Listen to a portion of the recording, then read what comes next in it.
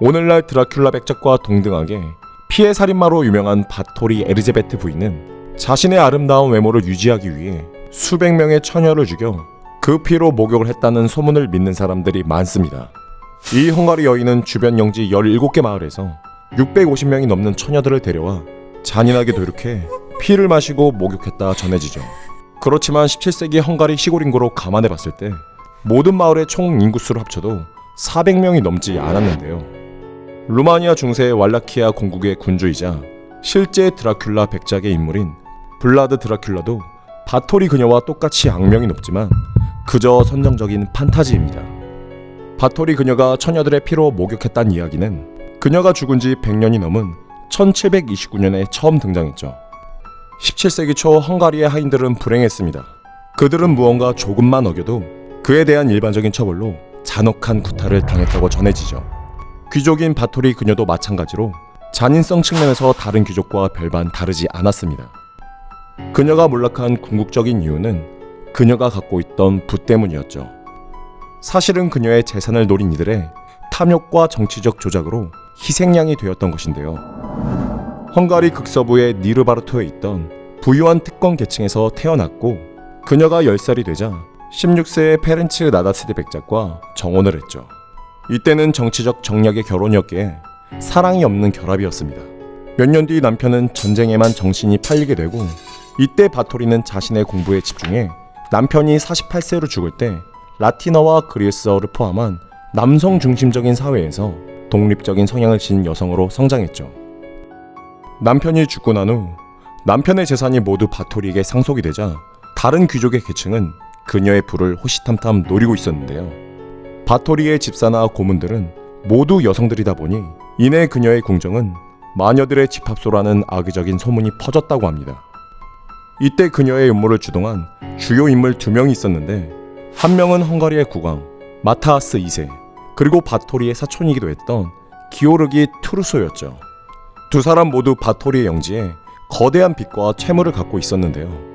그래서 마타아스는 바토리와 결혼해 채무를 없애고자 시도를 하는 얄팍한 수를 쓰기도 했습니다.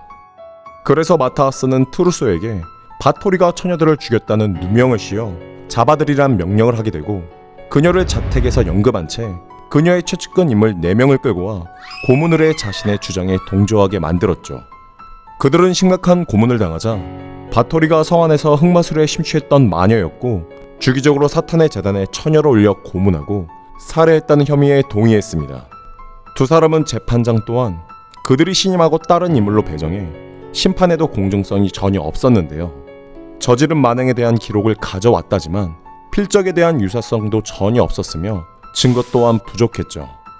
법정 안에 있는 사람들에게 정확한 정보를 회피하기 위해서 일부러 알아듣지 못하도록 라틴어로 진행했으며 증인들도 일부러 눈을 가리고 재갈을 물려 질문에 대해 제대로 답변을 못하게 해 고개 정도만 움직일 수 있게 했다 했습니다. 결국은 재판은 제멋대로 진행하여 바토리의 말도 안 되는 혐의에 대해 모두 유죄 판결을 받았습니다. 그 후 빚을 진 이들은 염치 없게도 바토리의 성에 마음껏 들락날락거리며 값비싼 물건을 마음껏 훔쳐갔죠. 아주 조금은 양심의 가책을 느꼈는지 토르소는 바토리를 사형에 처하지 않았고 카르타피아 산맥에 차어티제 성에 살게 해주었습니다. 그리고 그녀는 1614년 54살의 나이로 자연사할 때까지 살았다고 하죠. 토르스가 아무리 허무맹랑한 혐의를 씌웠어도 피로 목욕하는 습관이 있다거나 흡혈에 대한 이야기는 등장하지 않았습니다. 이는 라슬로 투르츠지라는 수도사가 헝가리와 그 왕에 대한 간략한 소개라는 책에서 이야기를 집어넣은 것뿐입니다.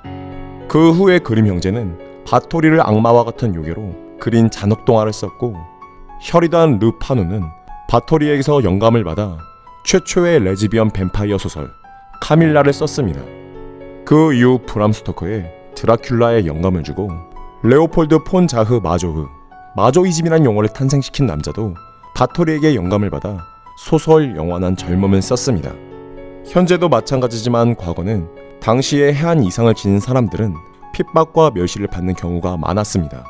더군다나 여성이라는 성의 차이는 당시 시대적 배경은 그녀에게 참으로 혹독했을 것입니다.